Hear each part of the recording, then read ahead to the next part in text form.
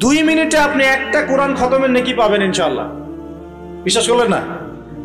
2 minute লাগবে খালি বলতে কুল হুয়াল্লাহু আহাদ আল্লাহুস সামাদ লাম ইয়ালিদ ওয়া লাম ইউলাদ ওয়া লাম ইয়াকুল লাহু কুফুয়ান আহাদ। 3 বার বলতে কয় মিনিট লাগবে? বড়জোর 2 মিনিট। 2 মিনিটে 3 বার পড়া সম্ভব সূরা ইখলাস। একবার পড়বেন কোরআনের 1/3 নেকি পেয়ে যাবেন ইনশাআল্লাহ। তাহলে 2 মিনিটে কোরআন খতম দেওয়া যায়? যায় কি যায় না? যায়, ফজিলত পাওয়া যায়। 2 মিনিটে আপনি বলতে পারেন আল্লাহুম্মা সাল্লি আলা মুহাম্মাদ ওয়া সাল্লিম। আমরা বলি না যে 10 মিনিট সময় দে, 10 মিনিট সময় বস গল্প করি, হ্যাঁ 10 মিনিট ফোনে নষ্ট করেন, 10 মিনিট আড্ডা পিটান, বন্ধুদের সাথে আসরের মধ্যে বসে পড়েন।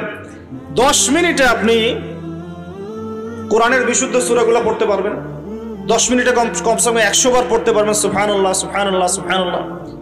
10 মিনিটে আপনি 100 বার পড়তে পারবেন আলহামদুলিল্লাহ। 10 মিনিটে আপনি 100 বার পড়তে পারবেন আল্লাহু আকবার। 10 মিনিটে আপনি 100 বার পড়তে পারবেন লা ইলাহা ইল্লাল্লাহ। পারা যাবে না এগুলো? 10 মিনিটে আপনি 10 বার 10 বার 20 বার দরুদ পড়তে পারবেন না? 10 মিনিটে 3 বার সূরা ইখলাস পড়তে পারবেন? 10 বার সূরা ইখলাস পড়তে পারবেন। আর 10 বার সূরা ইখলাস পড়লে জান্নাতে একটা ঘর নির্মাণ করা হয়।